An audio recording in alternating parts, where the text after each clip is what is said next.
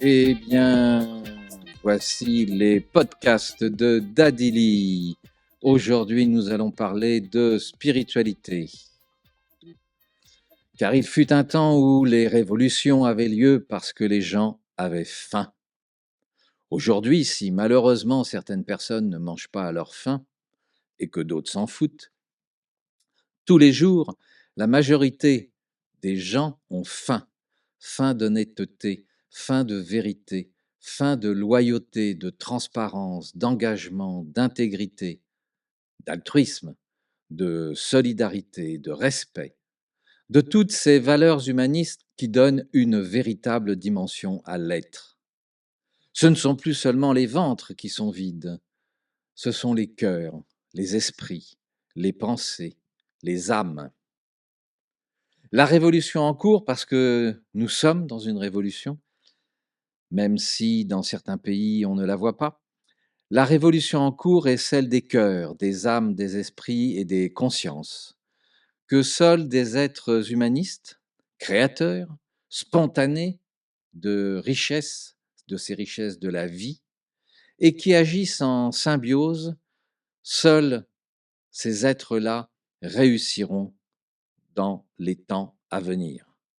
Certes, ces personnes seront dans un premier temps moquées, ostracisées, ridiculisées par le dieu argent, par les gros égaux, par les arrivistes et autres rastignacs de campagne, par ceux qui ont opté pour le déni de la réalité ou la religion du mensonge, en fait, l'idéologie de la bêtise, de l'égoïsme et de la destruction.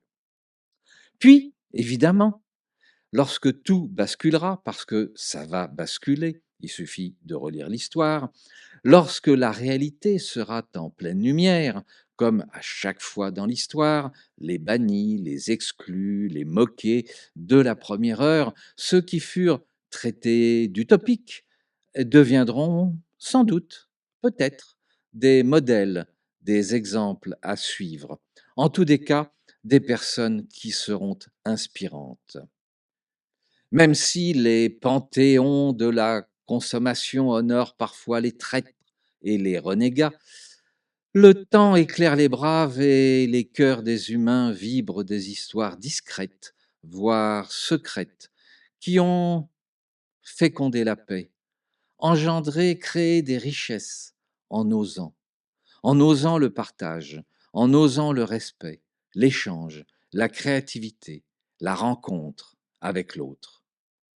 Dès lors, pour se reconstruire, après les chaos des stupides, pour créer un monde humaniste, sain et serein, les peuples, les pays, les villages, les familles de cœur entreront dans un processus de réconciliation et de pardon, s'il en est besoin. Ce processus est et sera toujours le point de bascule vers la paix de soi, mais la paix aussi avec les autres. Ce processus est possible dans le cœur de chacun. Nous sommes libres d'être en fraternité. Nous sommes libres de réussir une révolution consciente des cœurs, des âmes et des esprits, dans la paix et le respect. Nous sommes libres de créer un monde d'amour et de paix, pour nous-mêmes, égoïstement, sans doute, mais surtout pour nos enfants et nos petits-enfants. Tout comme d'autres, à l'inverse, se croient tout-puissants pour détruire, tuer, faire la guerre, voler, piller. Et ils continuent parce que personne ne bouge. Tout le monde a peur, sans doute. Ou peut-être que tout le monde est déjà mort. Notre vie est un choix. Pourquoi sommes-nous sur cette terre? Que souhaitons-nous laisser derrière nous? Quelle trace? Du fric, du fric, du fric? Ou de l'amour? Et s'il était possible de faire les deux, la seule révolution intelligente, pacifique, silencieuse, créatrice de richesses humaines est celle des cœurs, des âmes et des esprits en toute conscience. C'est cette fameuse reliance de la spiritualité, car la spiritualité, ce n'est pas la religion. Alors, quelle que soit notre religion, relions-nous les uns aux autres. La spiritualité, c'est cette reliance aux autres, au plus grand que nous, à l'univers, à la nature. Je vous souhaite une excellente journée.